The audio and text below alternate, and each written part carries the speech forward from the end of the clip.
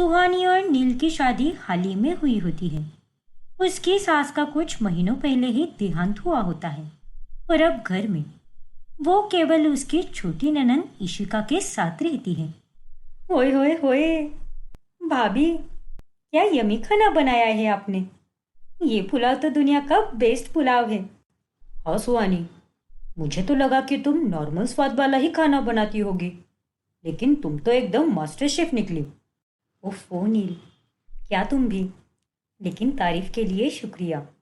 काश माँ यहाँ पर होती। माँ भी खाने की बहुत शौकीन थी और उन्हें तो आपके हाथ का ये स्वादिष्ट खाना खाकर बहुत अच्छा लगता।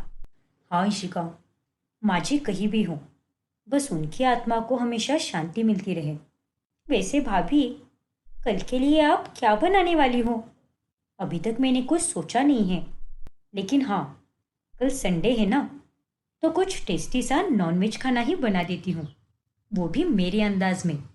अरे वाह, नॉनवेज खाना सोचकर ही मेरे मुंह में अभी से पानी आ रहा है। फिर अगले दिन जब इशिका अपने बॉयफ्रेंड कुणाल से मिलने जा रही होती है, तभी उसे रसोई से बहुत ही अच्छी खुशबू आती है। वाह, क्या खुशबू है। भाभी ने तो आज बटर चिकन बनाया है। एक काम करती हूँ, कुन्नू और मेरे लिए ये खाना पैक करके लेकर जाती हूँ। हाँ, फिर हम दोनों मस्त किसी पेड़ के छांव में बैठेंगे और आराम से खाना खाएंगे। वैसे भी रेस्टोरेंट में बहुत पैसे खर्च हो जाते हैं और भाभी के हाथ का खाना किसी रेस्टोरेंट से कम है क्या। फिर इशिका वो खाना पैक करके लेकर जाती है। फिर वो और कुणाल दोनों साथ में बैठकर वो सारा खाना बड़े ही चाव से खाते हैं। अमेजिंग यार, इतना कमाल का खाना तो मैंने आज तक नहीं खाया। तुम्हारी भाभी तो एकदम सुपर्ब निकली। काश मुझे ऐसा खाना रोजाना मिल जाता। खैर, मेरी तो किस्मत ही फूटी है। ओ बाबू, ऐसे मत बोलो ना। तो फिर क्या ही बोलूं ईशु, मैं तो ठहरा है अकेला रहने वाला बैचलर। मुझे तो रोजाना वो भोजनालय का बेस्वाद खाना खाना पड़ता है, जिसमें ना तो सही से क्वांटिटी रहती है, ना ही कोई ढंग का स्वाद रहता है, और ऊपर से कितना महंगा भी होता है। कुन्नू बाबू, तुम फिक्र मत करो, मेरे पास एक ढासू आइडिया है, जिससे तुम्हें रोजाना भाभी के हाथ का खाना मिलेगा और किसी को कुछ पता भी नहीं चलेगा। क्या? लेकिन कैसे बाबू? वो तो तुम बस देखते ही जाओ। अब इशिका अपना नाटक शुरू करती है। ये तुम क्या कह रही हो इशिका? हाँ भाभी, कल रात को ही माँ मेरे सपने में आई थी और कह रही थी कि हमारे घर की रसोई उनके कमरे से जुड़ी हुई है, इसीलिए उन्हें दिन रात वहां से अच्छे अच्छे पकवान बनने की खुशबू आती रहती है। तो इसीलिए वो ये चाहती हैं कि अब से घर में जो भी खाना बने वो उनके कमरे में जाकर रख दिया जाए। क्या? हाँ भाभी, मैंने कहा था ना आपको कि माँ खाने की बड़ी ही शौकीन थी। और तो और उन्होंने ये भी कहा है कि एक बार कमरे में खाना रखने के बाद कोई भी वहां पर पलट कर नहीं देखेगा और ना ही कोई उस कमरे में आएगा। और अगर आना हो तो सीधे अगली सुबह ही आना, वरना उसका अंजाम पूरा हो सकता है। कुछ भी। और सुहानी, तुम इस पगलेट की बात पर विश्वास मत करो। अरे ये तो दिन रात बस भूतों की ही फिल्में देखती रहती है और इसी वजह से ये पगला गई है, और कुछ नहीं। नहीं भैया, मैं कोई पगला नहीं गई हूँ, सच कह रही हूँ। माँ की आत्मा खाने में अटकी हुई है और इसीलिए वो तड़प रही है। उन्होंने कहा कि अगर उनके लिए खाना नहीं रखा तो वो हम लोगों को नहीं छोड़ेगी। अब ये भला क्या बात हुई इशिका? भला एक माँ अपने ही बच्चों को ऐसे कैसे कह सकती है? अब आप तो जानती ही हो ना माँ को भैया, जीते जी भी वो हमारी कितनी बैंड बजाया करती थी। देखो नील, हर बात गलत नहीं हो सकती, और सच कहूँ तो मैं भी इन सब बातों में विश्वास रखती हूँ। हमारी चाची जी भी मरने के बाद इसी तरह अपने घर वालों को सताया करती थी। वही तो।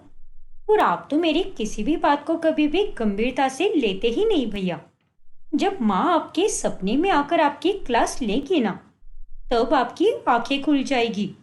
तुम चिंता मत करो इशिका, मैं खाना रख दिया करूंगी अब सबके लिए तो मैं कितना सारा खाना बनाती हूँ, तो माँ जी के लिए एक्स्ट्रा बनाने में मुझे कोई दिक्कत नहीं होगी।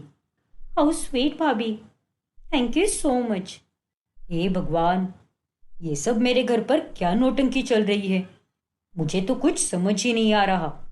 फिर उस दिन के बाद से सुहानी रोजाना अपने सास के कमरे में जाकर खाना रख दिया करती है। फिर रात होने पर कुणाल चुपके से घर पर आता है और वो सारा खाना खाकर चला जाता है। वाह, इतना लाजवाब खाना खाकर तो मेरा दिन बन जाता है। बाय गॉड, उसके बाद क्या मजे की नींद आती है। लेकिन इशिका, कहीं तुम्हारे भैया भाभी उठकर यहाँ ना आ जाए। कुछ भी, अब चुपचाप खाओ और निगेटिव बातें क्यों कर रहे हो तुम। और वैसे भी वो दोनों यहाँ पर नहीं आएंगे, क्योंकि मैंने उन्हें ऐसा ही कहा है कि माँ ने मेरे सपने में कहा था कि खाना रखने के बाद कोई वापस नहीं आना चाहिए, और अगर आना हो तो सीधे अगली सुबह आना। फिर ठीक है, पर मानना पड़ेगा इशिका, क्या दिमाग लगाया है तुमने। वो तो है, प्यार में इंसान क्या क्या नहीं कर जाता। चलो, अब बातें कम और मुंह ज्यादा चलाओ, फटाफट खाओ और दफा हो जाओ। ये तुम क्या कह रही हो इशिका? अभी अभी तो तुम मुझसे प्यार वाली बातें कर रही थी ना, तो दूसरे पल ही तुम दफा हो जाओ ये कैसे बोल सकती हो? अरे मेरे बाप, जल्दी खाओ वरना कोई आ जाएगा। फिर अगले दिन नील और सुहानी ये देखकर काफी हैरान होते हैं कि हर सुबह कमरे में रखा हुआ खाना खत्म हो जाता है। चलो अच्छा है कि माँ जी ने कल रात को पेट भर कर खाना खाया। ये सब करके हम उनकी आत्मा को तृप्त कर रहे हैं और उनका आशीर्वाद भी ले रहे हैं। हाँ भाभी, सही कहा आपने। लेकिन मेरा तो सिर चकरा रहा है। अरे ये सब तो फिल्मों में होता है, और हकीकत में ये कैसे हो सकता है? अरे अब तो भरोसा कर लो नील, सब कुछ तुम्हारे सामने ही तो हो रहा है। फिर भी नील को इन सब की बातों पर विश्वास नहीं हो पाता और वो इसी सोच में लगा रहता है। फिर रात होने पर ये सब कैसे हो सकता है? क्या सच में माँ उस कमरे में आकर रात को खाना खाकर जाती होगी? नहीं नहीं, जब तक मैं ये सब अपनी आंखों से नहीं देख लेता तब तक मुझे इन बातों पर यकीन ही नहीं हो पाएगा। आज तो मैं उस कमरे में जाकर ही देखूंगा कि आखिर सच क्या है। पर अगर माँ का भूत दिख भी गया तो वो मुझे कुछ भी नहीं करेगी। हाँ, थोड़ा डांटेगी, लेकिन जान से थोड़ी ना मारेगी मुझे। आखिरकार वो है तो मेरी माँ ही ना। फिर सच का पता लगाने के लिए नील अपनी माँ के कमरे में चला जाता है, पर तभी वहां पर सफेद साड़ी में उसे सफेद बालों वाली उसकी माँ दिखाई देती है, जो कि उसकी तरफ पीठ दिखाए खड़ी होती है।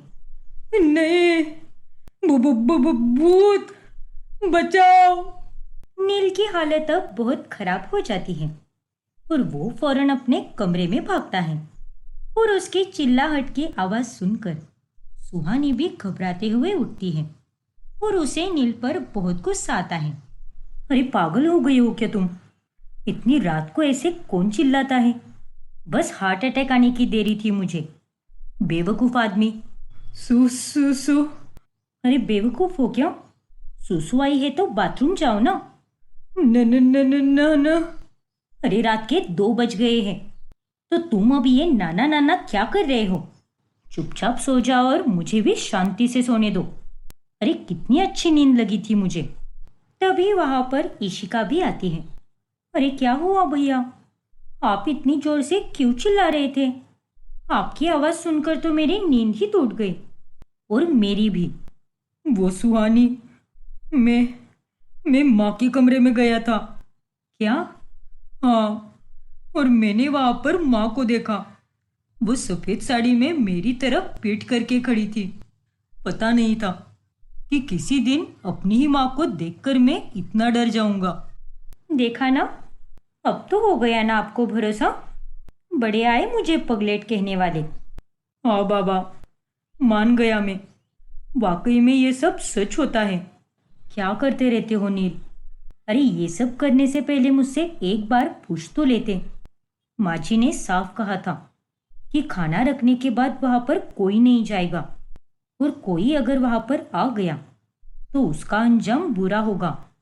और नहीं तो क्या, अब माँ कोई इंसान नहीं रही, वो एक भूत बन चुकी है। और भूतों के भी कुछ रूल्स एंड रेगुलेशंस होते होंगे ना, इसीलिए उन्होंने ऐसा कहा होगा। ठीक है इशिका, मुझे माफ कर दो, लेकिन अगली बार से मैं ध्यान रखूंगा। चलो अच्छा हुआ जो मैंने भैया को अपने आप से बात करते हुए सुन लिया था। और फिर उसके बाद तुरंत सफेद साड़ी पहनकर मैं माँ के कमरे में चली गई। भैया को तो लग रहा है कि उन्होंने वाकई में माँ का भूत देखा, जबकि असल में तो वहां पर मैं थी। ऐसे ही एक रात पड़ोसन चंदा जब देर रात तक जाग रही होती है, तभी वो सुहानी के घर में किसी आदमी को पीछे के रास्ते से अंदर जाते हुए देखती है। फिर अगले दिन, अरे सुहानी बेटा, कल रात तुम्हारे घर पर कोई मेहमान आया था क्या, जो पीछे के रास्ते से अंदर जा रहा था? नहीं तो काकी जी। लेकिन क्यों? अरे बेटा, मैं कल रात को देर तक जाग रही थी, तो तभी मैंने एक आदमी को तुम्हारे घर में पीछे के रास्ते से घुसते हुए देखा। तो कहीं वो कोई चोर तो नहीं ना? ओ तेरी, लगता है इस बुढ़िया ने मेरे कुन्नू बाबू को कल रात को देख लिया। नहीं काकी जी, मुझे ऐसा नहीं लगता, क्योंकि आज ही मैंने पूरे घर की सफाई की है। और अगर कोई चोर आया होता तो वो कुछ ना कुछ तो चोरी करके ही जाता। लगता है कल रात को आप नींद में थी। हाँ काकी जी, हो सकता है कि ये आपकी नज़र का धोखा हो। अरे लेकिन चलो ठीक है, हो भी सकता है, तो अब मेरी इतनी उम्र भी तो हो गई है ना। अब चंदा सुहानी और इशिका की बातों पर भरोसा कर लेती है और वो वहां से चली जाती है। जिसके बाद इशिका फौरन कुणाल को कॉल करती है और वो उसे सब कुछ बताती है। हाँ कुन्नू, इसीलिए अब से तुम थोड़ा लेट ही आया करो खाना खाने, वरना मैं ही तुम्हें फोन कर दिया करूंगी। यही सही रहेगा। जब उस बुढ़िया के घर की लाइट ऑफ हो जाएगी तभी मैं तुम्हें कॉल करूंगी, फिर उसके बाद ही आना तुम। ठीक है ईशु, जैसा तुम्हें सही लगे। हाँ बाबू, चलो मैं करती हूँ तुम्हें फोन। अब इशिका काफी सावधानी बरतने लगती है। फिर एक रात जब कुणाल खाना खाकर चला जाता है, तभी इशिका अपनी माँ के कमरे से बाहर निकलती है और वहां पर सुहानी को खड़े देखकर वो चौंक जाती है। बाप रे, भाभी आप! मैं तो एक सेकंड के लिए डर ही गई थी। लेकिन इशिका, रात के 11:30 बजे तुम यहाँ पर क्या कर रही हो, वो भी माँ जी के कमरे के बाहर? वो भाभी, मैं तो... अरे अब बताओ कि भी। हाँ भाभी, दरअसल मुझे ना बहुत एसिडिटी हो गई थी, इसीलिए मुझे वॉक करना था। अब इतनी रात गए मैं घर के बाहर वॉक करने तो नहीं जा सकती ना, इसीलिए मैं पूरे घर में वॉक कर रही थी ताकि मुझे थोड़ा आराम मिले और मैं चैन से सो पाऊँ। अच्छा, ऐसी बात है क्या? एक काम करो, मैं तुम्हें चूरन देती हूँ, तुम उसे खा लो और सो जाओ, उससे तुम्हें काफ़ी आराम मिलेगा। ठीक है भाभी, थैंक यू सो मच। इस तरह से इशिका बाल बाल बच जाती है। लेकिन अगली रात जब इशिका और कुणाल दोनों उस कमरे में होते हैं, तभी सुहानी और नील बाहर से दरवाजा खोलकर अंदर चले आते हैं और वो दोनों उन्हें रंगे हाथ पकड़ लेते हैं। भैया भाभी, आप दोनों? हाँ इशिका, लेकिन हमें तुझसे ये उम्मीद बिल्कुल नहीं थी। डर के मारे कुणाल वहां से भाग जाता है। देखो इशिका, बस इतनी सी ही मुसीबत में वो तुम्हें अकेला छोड़कर चला गया, और एक तुम हो जो उसे अपना जीवन साथी बनाने के सपने देख रही हो। अरे हमें तो तुम दोनों के बारे में उसी दिन सब पता चल गया था। हाँ इशिका, जब चंदा काकी ने हमें ये बताया कि हमारे घर पर कोई आया है रात में, वो भी पीछे के रास्ते से, तब हमें थोड़ा शक हुआ। और हमारा शक तो तब बढ़ा जब मैंने तुम्हें रात में माँ जी के कमरे के बाहर देखा, और ठीक उसी वक्त मैंने खिड़की के बाहर भी देखा तो हमारे घर के पीछे के दरवाजे से एक लड़का जा रहा था, और तुम्हारे उस बॉयफ्रेंड को खाना देने के लिए ये सारी चालें तुमने चली। अरे ऐसे आदमी से प्यार करके क्या फायदा जो अपने स्वार्थ के लिए तुम्हें मुसीबत में फंसा रहा हो। अरे अगर वो आदमी तुमसे सच में प्यार करता तो वो इस तरह से तुम्हें अकेला छोड़कर कभी नहीं जाता, हमसे माफी मांगता, सुलह करता। लेकिन नहीं, उसने ऐसा कुछ भी नहीं किया।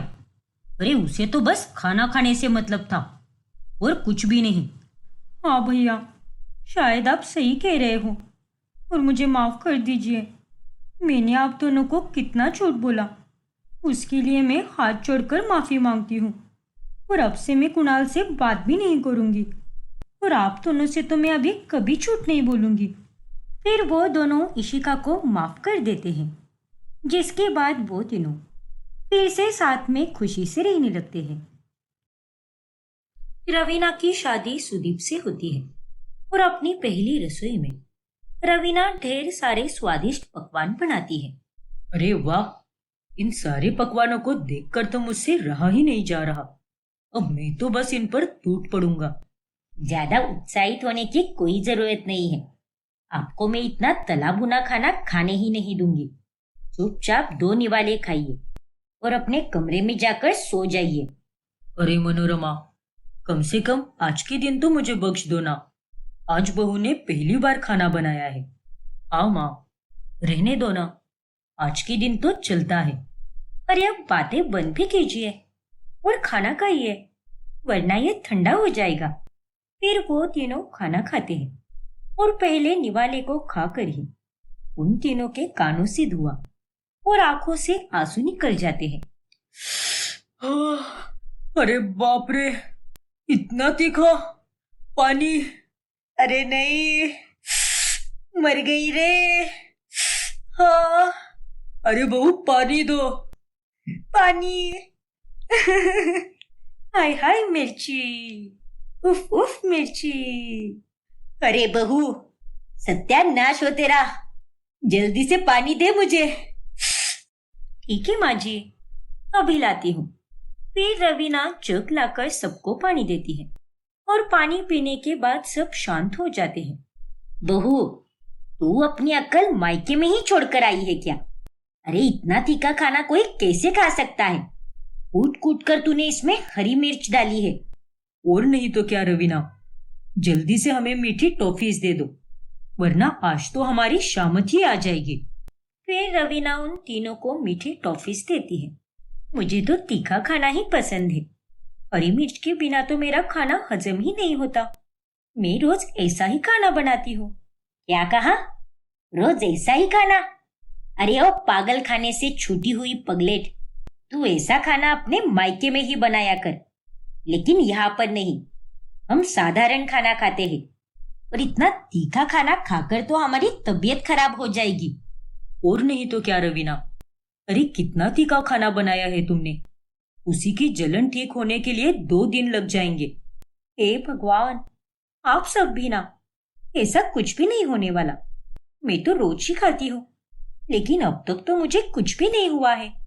लेकिन मनोरमा के कहने के बाद भी रवीना खाने में ज्यादा हरी मिर्च डालती ही है और साथ ही खुद भी खाने के साथ कच्ची हरी मिर्च ऐसे ही गटक जाती है और उसे देखकर मनोरमा की आंखें खुली की खुली रह जाती हैं। अरे किस मिट्टी की बनी है तू? इन हरी मिर्चियों को सलाद की तरह ठूसे जा रही है। अरे अपनी जबान को लगाम दे बहू। जबान है कि लोहा, जो तुझे कोई फर्क ही नहीं पड़ता। पर ये तो कुछ भी नहीं है माँ जी। मुझे आप अगर ट्रक भरकर हरी मिर्ची भी खाने को दो ना, तो भी मैं वो खुशी खुशी खा जाऊंगी। आप भी चक्कर देखिए ना, बहुत मस्त लगती है। अरे तेरे दिमाग पर कहीं दौरा तो नहीं पड़ा है ना? देख बहू, अगर वापस तूने खाने में हद से ज्यादा हरी मिर्चियां डाली तो मुझसे बुरा और कोई नहीं होगा। ओफो माँ जी, अब इतना भी जुर्म मत करो ना। मायके में तो माँ ही डांटती थी और अब आप यहाँ पर मुझे डांट रही हो। अब मैं आप सबके लिए इतना कुछ करती हूँ, तो आप लोग मेरा मिर्ची खाना सहन नहीं कर सकते क्या? नहीं कर सकते, और तू हमारा सारा काम करके कोई एहसान नहीं कर रही हम पर। इस घर की बहू होने के नाते सारा काम करना तेरा कर्तव्य है। फिर रवीना मनोरमा के डांटने पर खाने में हरी मिर्च डालना कम करती है, लेकिन खुद बराबर ढेर सारी मिर्ची खाती है। ऐसे ही एक रोज, अरे बहू, बाजार से तूने इतना कुछ क्या लाया है? मेरे लिए भी कुछ खाने के लिए लाई हो क्या? अरे ओ मेरे चटोरे पति, आप जरा चुप ही बैठिए। और तू महारानी, इतनी सारी सब्जियां तूने क्यों लाई? अब देखना, आधे से ज्यादा सब्जियां तो सड़ जाएगी। अरे नहीं माँ जी, सब्जियां तो मैंने कम ही लाई है, और इस थैली में तो पूरे 1 किलो हरी मिर्चियां लाई है मैंने। क्या? 1 किलो हरी मिर्चियां? बाप रे! अरे मुझे तो अब पक्का यकीन हो गया है कि तेरे दिमाग पर असर हो गया है। अरे एक दिन में ही तू इतनी सारी मिर्चियां कैसे खा सकती है? और तू सच में इंसान ही है ना, या किसी दूसरे ग्रह से आई है? अरे आप कैसी बातें कर रही हो माँ जी? अब मैं भी क्या करूं? हरी मिर्ची के बिना मेरा तो मन ही नहीं लगता, इसीलिए लेकर आई। कान खोलकर सुन ले बहू, कल से तूने अगर इतनी सारी हरी मिर्च लाई तो फिर तेरी खैर नहीं। अरे हर 2 दिन में 1-1 किलो मिर्चियां लाएगी तो सारे पैसे बर्बाद कर देगी। और यहाँ हमारे घर के बाहर कोई पैसों का पेड़ नहीं लगा है, समझी कि नहीं? हाँ हाँ ठीक है, अब इतना भी तिल मिलाओ मत।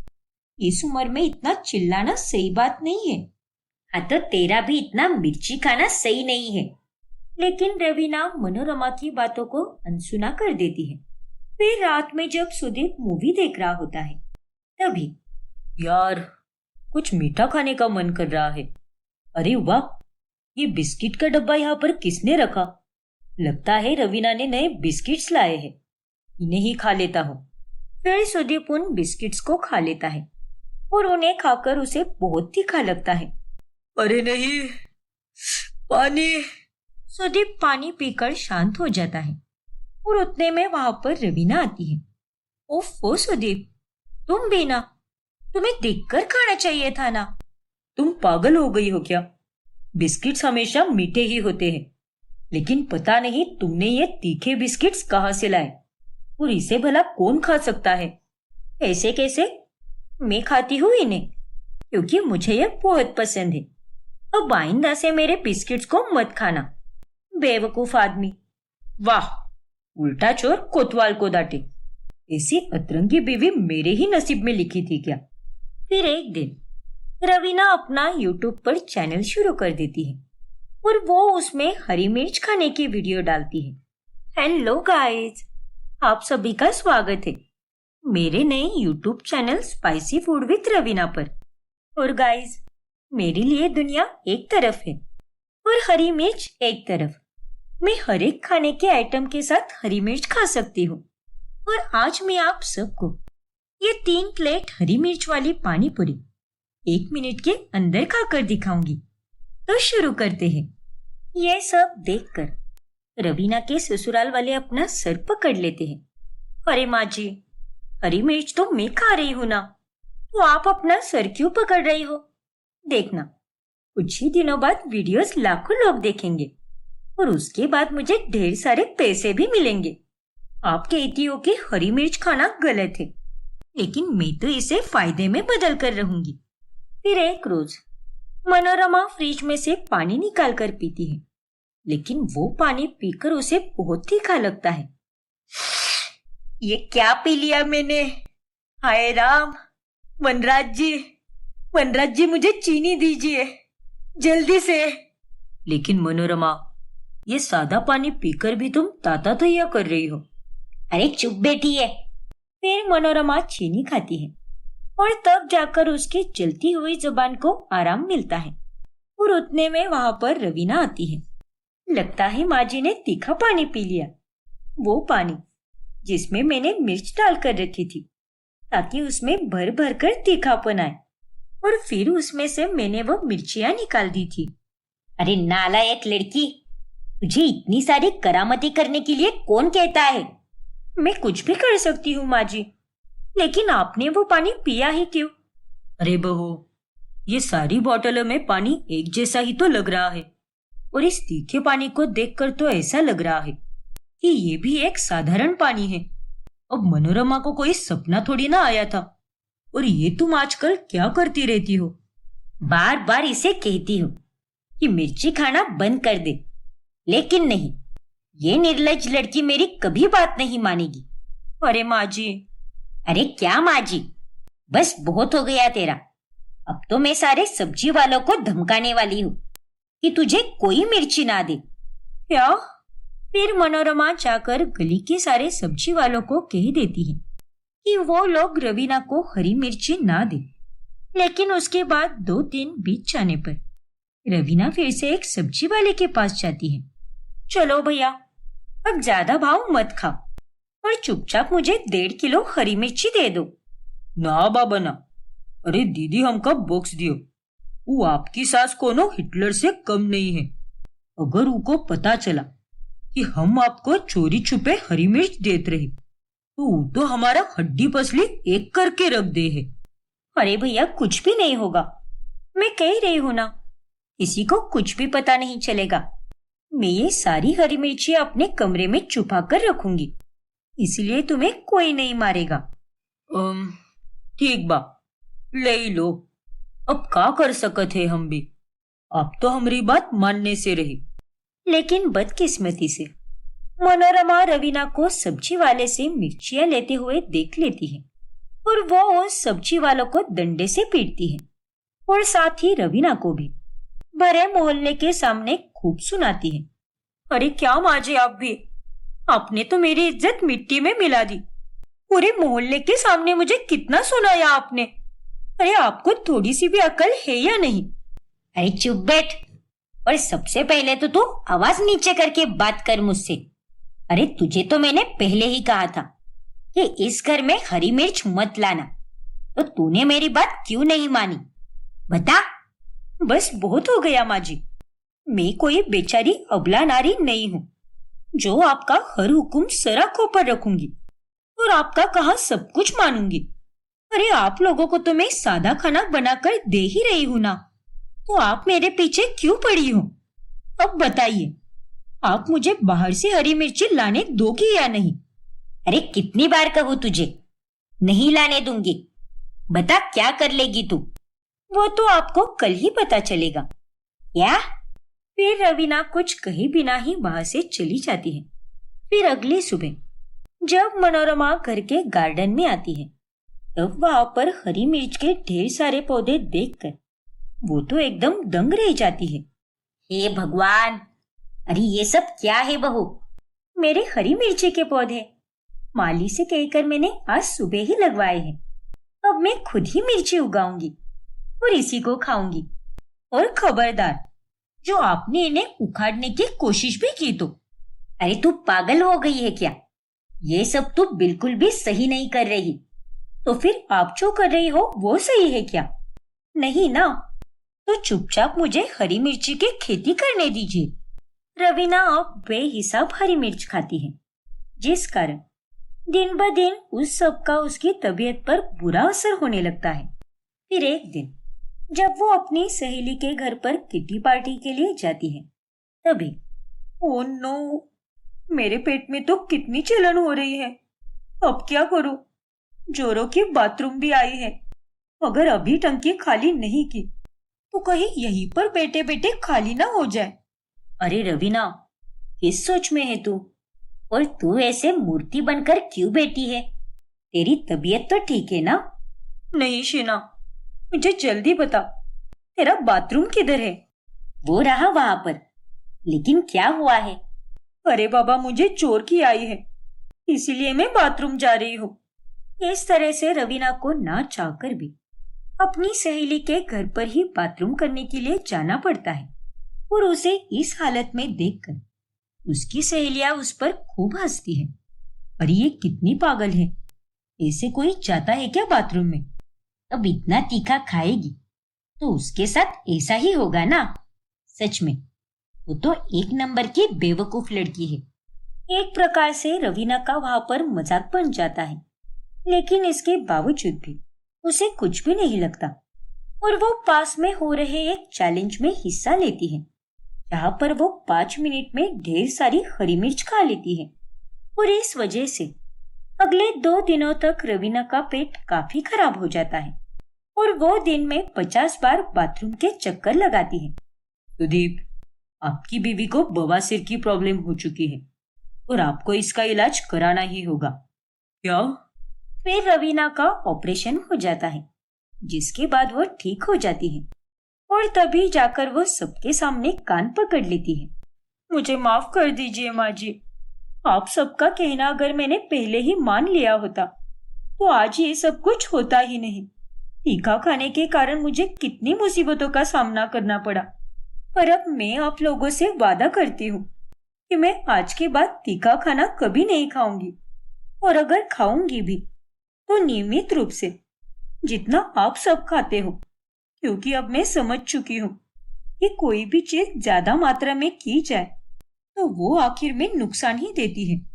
चलो, देर आए पर दुरुस्त आए। और इस तरह से अंत में रवीना की अकल ठिकाने पर आ जाती है, जिसके बाद वो अपनी ससुराल में खुशी से रहती है।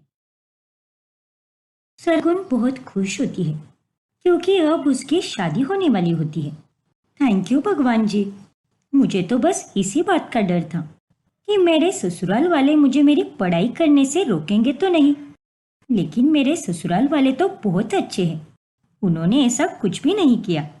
फिर कुछ ही दिनों में सरगुन और वरुण की शादी धूमधाम से हो जाती है। सरगुन के ससुराल में उसका पति वरुण, सास मालविका और ननद आरुषि होती है। माँ जी, मैंने सारे काम कर दिए हैं, दोपहर का खाना भी बना दिया है और आपकी दवाइयाँ आपके कमरे में रख दी है, और हाँ, आपकी नई साड़ी भी प्रेस करके रख दी है। अब मैं आऊँ कॉलेज होकर? हाँ बहू, तू जा कॉलेज। चलो माँ, मैं भी कॉलेज जा रही हूँ, बाय। अरे ओ महारानी, रुक जा जरा। अरे क्या हुआ माँ? आज से तू कॉलेज अकेली नहीं जाएगी। क्या? अरे माँ, अब आप ये कैसी बातें कर रही हो? अब मैं 13वीं में जा चुकी हूँ और कॉलेज के फर्स्ट ईयर में पढ़ते हुए मेरी माँ मुझे कॉलेज छोड़ने आती है। ये देखकर मेरे सारे दोस्त मुझ पर खूब हंसेंगे। अरे गधेड़ी, मैं तुझे कॉलेज छोड़ने के लिए नहीं आ रही हूँ, बल्कि अब से तेरी भाभी आएगी तेरे साथ, क्योंकि वो भी उसी कॉलेज में पढ़ती है जिसमें तू पढ़ती है। क्या? आरुषि ये सुनकर चौंक जाती है। अरे भाभी, आप मेरी ही कॉलेज में पढ़ती हो? हाँ आरुषि, मैं मास्टर्स के फर्स्ट ईयर में हूँ, 3 साल का मास्टर्स है मेरा। ओह अच्छा, अब चलो, वरना हम दोनों लेट हो जाएंगे।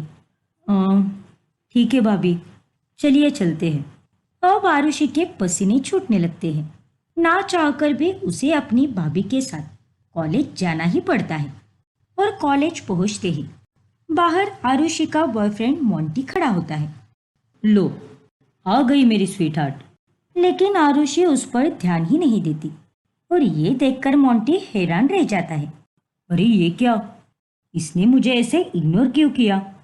क्या पता यार, आरुषि तो ऐसा कभी नहीं करती। फिर आरुषि और सरगुन एक साथ कॉलेज के अंदर जाते हैं और सरगुन आरुषि को उसकी क्लास तक छोड़ती है। चलो आरुषि, अब मैं अपनी क्लास में जाती हूँ, तुम अपना ख्याल रखना। हाँ भाभी, और जब ब्रेक होगा तब हम कैंटीन में मिलते हैं, साथ में ही खाना भी खाएंगे। पर भाभी। अच्छा आरुषि, अब मैं चलती हूँ, वरना मुझे लेक्चर के लिए देर हो जाएगी। अब आरुषि बुरी तरह से फंस जाती है और वो ये सारी बातें अपनी सहेली सुनैना को बताती है। क्या कह रही है तू? बाप रे, ये तो बहुत ही बड़ा लोचा हो गया यार। देखना यार, मुझे तो कुछ समझ ही नहीं आ रहा कि अब मैं क्या करूं। घर में तो खुलकर नहीं रह सकती, इसीलिए कॉलेज आने का इंतजार करती थी, लेकिन अब तो मैं कॉलेज आने के बाद भी चैन की सांस नहीं ले सकती और ना ही अपने बॉयफ्रेंड के साथ बात कर सकती हूँ। हाँ ना यार, कब किस समय तेरी भाभी तुम दोनों को देख ले, कोई बता नहीं सकता। फिर बाद में जब आरुषि मोंटी से मिलती है तभी, जाओ यहाँ से, मुझे तुमसे कोई बात नहीं करनी है, क्योंकि आज तुमने मुझे जिस तरह से इग्नोर किया है वो मुझे बहुत बुरा लगा है। अरे बाबा, इधर तो पहले ही मेरे दिमाग का दही हो चुका है और इस पर तुम और मेरा सिर मत खाओ। अच्छा, क्या हुआ है ऐसा? फिर आरुषि मोंटी को सब कुछ बता देती है। अरे यार, तुम्हें ये सारी बातें पहले पता नहीं थी क्या? नहीं ना, अगर मुझे पहले पता होती तो मैं ये शादी होने ही नहीं देती। लेकिन तुमने अपने भाभी को पहले कभी देखा नहीं क्या हमारे कॉलेज में? अरे मैंने तो मेरी क्लास के ही स्टूडेंट को ठीक से नहीं देखा है, तुम्हें दूसरों को क्या खाक देखूंगी? एक क्लास में 60 से 70 स्टूडेंट होते हैं और पूरी कॉलेज के तो पूछो ही मत, किस किस को देखती फिरूं मैं। क्या आरुषि तुम भी, अब हम दोनों ज्यादा मिल भी नहीं पाएंगे। अरे तुम चिंता मत करो, मैं कोई ना कोई रास्ता जरूर निकालूंगी। अब आरुषि और मोंटी को बहुत ज्यादा चिंता होने लगती है। फिर घर जाते समय, चलो आरुषि, साथ में चलते हैं। अरे नहीं भाभी, वो मेरी सहेली का जन्मदिन है ना आज, इसीलिए हम सब पास के कैफे में जाने वाले हैं और इसीलिए मैं आपके साथ नहीं आ पाऊंगी। अच्छा, ऐसी बात है क्या? ठीक है आरुषि, तुम अपनी सहेली का जन्मदिन मनाओ, लेकिन वक्त से घर भी आ जाना।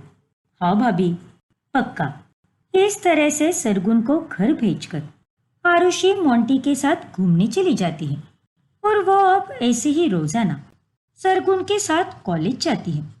लेकिन आते समय वो उसे दोस्तों का बहाना देकर अकेली ही घर भेज देती है और ये देखकर मालविका उससे कहती है, अरे तेरा कॉलेज छूटे हुए पूरे 3 घंटे हो चुके हैं और तू घर पे अब आ रही है। अरे माँ, अब दोस्तों के साथ वक्त कैसे बीत जाता है पता ही नहीं चलता। और आज हम सब सुनैना के घर गए थे, वो हमें ग्रुप प्रोजेक्ट मिला है ना, उस पर ही काम करना था। देख बेटी, वो जो कुछ भी हो, लेकिन कल से तू आते समय अपने भाभी के साथ ही आएगी, बाकी मैं कुछ नहीं जानती। लेकिन माँ। अरे क्या लेकिन, ये दोस्त वस्त कुछ काम के नहीं होते, उनके पीछे 3 से 4 घंटे जाया करने से अच्छा तो तू घर पे रहकर आराम कर ले, फिर खा पी कर अपनी पढ़ाई कर। लेकिन इस उम्र में ये सब टाइम पास मत कर, क्योंकि यही उम्र होती है अपने आप को बेहतर से बेहतर बनाकर जीवन में कुछ कर दिखाने की। ठीक है माँ। अब आरुषि का दिमाग और ज्यादा खराब हो जाता है।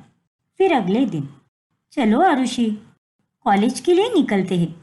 अरे भाभी, आज मेरे लेक्चर 1 घंटा लेट शुरू होने वाले हैं, इसीलिए मैं थोड़ी देर बाद ही निकलने वाली हूँ। ठीक है आरुषि, फिर मैं निकलती हूँ कॉलेज के लिए। इस तरह सरगुन अब अकेली ही कॉलेज चली जाती है। लेकिन कॉलेज जाकर वो देखती है कि सुनैना तो क्लास के बाहर ही खड़ी है। अरे, ये तो आरुषि की सहेली है, लेकिन अगर ये यहाँ पर है तो आरुषि घर से लेट क्यों निकल रही है? अरे सुनैना, आरुषि ने तो कहा था कि आज लेक्चर 1 घंटा लेट शुरू होने वाले हैं, तो तुम इतनी जल्दी यहाँ पर क्या कर रही हो? लगता है आरुषि ने घर पर झूठ कहा है ताकि वो मोंटी के साथ कॉलेज में आ पाए। अरे सरगुन भाभी, आरुषि ने आपको बिल्कुल सही कहा, आज हमारे लेक्चर 1 घंटा लेट ही शुरू होने वाले हैं, लेकिन मुझे लाइब्रेरी में बैठकर अपने नोट्स कंप्लीट करने थे, इसीलिए मैं कॉलेज जल्दी आ गई। अच्छा, ऐसी बात है क्या? जी भाभी, चलो ठीक है, तुम करो अपना काम, मैं चलती हूँ। इस तरह सुनैना सारा मामला संभाल लेती है और जब आरुषि लेट आती है तभी वो उसे सब कुछ बताती है। शुक्र है सुनैना, जो तूने सही समय पर मुझे बचा लिया, वरना आज तो भाभी जान ही जाती कि मैंने पहला लेक्चर बंक मारा है। हाँ आरुषि, अब तेरे साथ साथ मुझे भी सावधान रहना पड़ रहा है, क्योंकि जब भी तू यहाँ पर नहीं रहेगी तब तेरी भाभी मुझे ही आकर पूछेगी। हाँ ना यार, चल अब मुझे कोई ट्रीट चाहिए, क्योंकि मैंने तुझे बचाया जो है आज। अच्छा बाबा ठीक है, मैं तुझे तेरे फेवरेट बर्गर शॉप में लेकर जाऊंगी और वहां जाकर तू जम के खा लेना, भुक्कड़ कहीं की। Thank you Arushi. फिर रात में, और सरगुन आरुषि, कैसे चल रहा है तुम दोनों का कॉलेज? दोनों ननंद भाभी एक साथ जाती हो तुम दोनों को साथ में अच्छा तो लगता है ना? अरे हाँ भैया, हमें साथ में बहुत अच्छा लगता है और भाभी के साथ जाने में मुझे बहुत मजा आता है। बातचीत करने में वक्त कब निकल जाता है पता ही नहीं चलता। और कॉलेज में भी ऐसा लगता है कि यहाँ पर मेरा कोई अपना ही है। शुक्रिया आरुषि। अरे भाभी, इसमें शुक्रिया की कोई बात नहीं है। आज तक मैंने अपनी जिंदगी में इतने झूठ कभी नहीं बोले होंगे जितने कि अब बोलने पड़ रहे हैं। पहले तो मैं भी कॉलेज अकेली ही जाती थी, लेकिन अब साथ में आरुषि होती है तो अच्छा लगता है। और हम दोनों ननन भाभी कम और बहनें ज्यादा लगती है। क्यों आरुषि? हाँ भाभी, सही कहा आपने। अरे वाह, ये तो बड़ी अच्छी बात है। ऐसे ही तुम दोनों का बॉन्ड अच्छा होता रहे। और आरुषि, तुम अपनी भाभी से अच्छी अच्छी बातें सीखो। हाँ भैया। फिर एक दिन, भाभी आज भी मेरा लेक्चर लेट है तो आप आगे चली जाइए। ठीक है आरुषि, लेकिन ध्यान से आना। ठीक है भाभी। फिर सरगुन आगे निकल जाती है और उसके पीछे आरुषि मोंटी के साथ बाइक पर बैठकर जाने लगती है। लेकिन उस दिन सरगुन उन्हें देख लेती है और फिर कॉलेज पहुंचने के बाद, अरे आरुषि, वो लड़का कौन था? और तुम्हारा लेक्चर तो लेट होने वाला था ना, तो तुम मेरे निकलने के 5 मिनट बाद कैसे निकल गई? हे भगवान, अब मैं भाभी को क्या जवाब दूं? वो भाभी, दरअसल वो लड़का मेरा दोस्त है, हमारी ही कॉलेज में है और मैं उसे भाई मानती हूँ।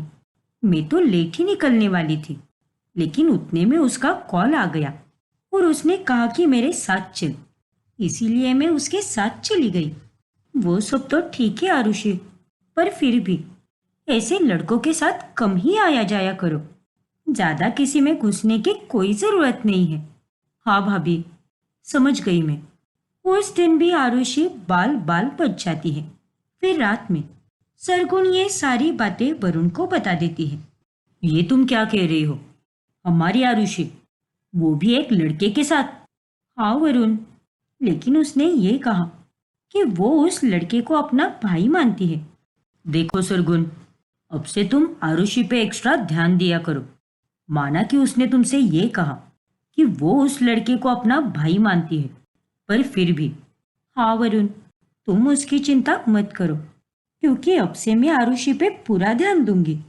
फिर एक दिन जब सेमेस्टर एग्जाम का रिजल्ट लगता है, तब सरगुन लिस्ट में देखती है कि आरुषि तो फेल हो चुकी है। ये क्या? ये आरुषि तो फेल हो चुकी है, लेकिन इसने तो घर पे ये बताया कि ये हर सब्जेक्ट में पास हो गई है और उसे काफी अच्छे मार्क्स मिले हैं। इसका मतलब उसने हम सबसे झूठ बोला। फिर सरगुन ब्रेक में आरुषि के क्लास पहुंच जाती है। तभी सुनैना उसे देख के डर जाती है। अरे बाप रे, सरगुन भाभी, ये नालायक आरुषि आज मोंटी के साथ क्लब गई है और उसने कहा था कि वो ब्रेक खत्म होने के पहले आ जाएगी, लेकिन अभी तक नहीं आई। आज मोंटी का जन्मदिन है और खुशी के मारे उसे टाइम का भी पता नहीं चल रहा, और अब उसकी भाभी यहाँ पर आई है। एक काम करती हूँ, मैं यहाँ से कट लेती हूँ, इससे पहले कि सरगुन भाभी मेरे पास आए।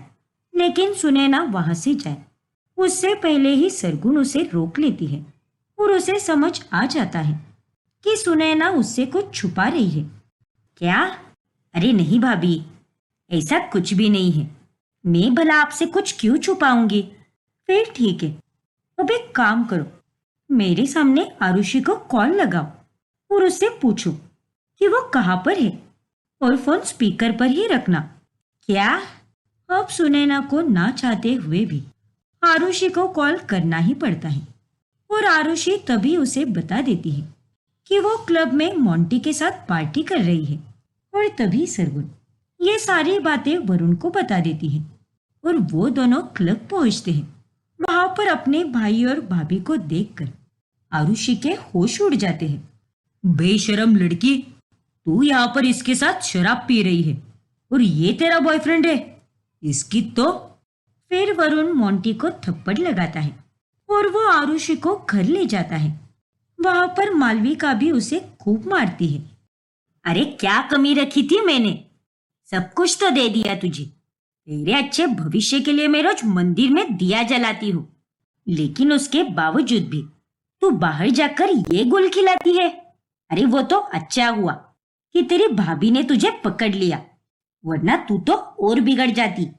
अरे इस उम्र में तुझे अपनी पढ़ाई और करियर पर ध्यान देना चाहिए, लेकिन तू तो बॉयफ्रेंड पटा रही है, क्लब जाकर शराब पीकर नाच रही है। छी! अरे हम लोग अच्छे घराने के लोग हैं, लेकिन हमारी इज्जत तो इसने मिट्टी में मिलाने की ठान ली है। देखो आरुषि, अगर तुम्हें घूमना है या फिर अपनी मर्जी से कपड़े पहनने हैं तो तुम जो चाहे वो कर सकती हो, लेकिन ये सब फालतूगिरी मत करो। हम तुम्हारे दुश्मन नहीं हैं। अरे हम तो उल्टा तुम्हारी भलाई के लिए ये सब बोल रहे हैं। तुम तो बंक मार के कहीं भी चली जाती हो, लेकिन कल को अगर तुम्हें कुछ हो गया तो?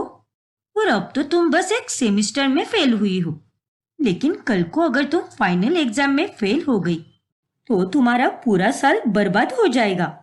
माफ कर दीजिए मुझे। आप तीनों एकदम सही कह रहे हो। मैंने ये सारी गलत चीजों में ही अपना ज्यादातर समय बर्बाद कर दिया है, लेकिन अब और नहीं। मैं आप तीनों का नाम खराब नहीं बल्कि रोशन करके दिखाऊंगी। मेरी गलती को माफ करके मुझे सुधरने का एक आखिरी मौका दे दो। आरुषि की आंखों से साफ झलकता है कि उसे अपनी गलतियों का एहसास हो चुका है, इसीलिए वो तीनों भी उसे माफ कर देते हैं। और उस दिन के बाद से आरुषि सुधरकर अपनी पढ़ाई में ध्यान देने लगती है और सभी लोग साथ में खुश रहते हैं।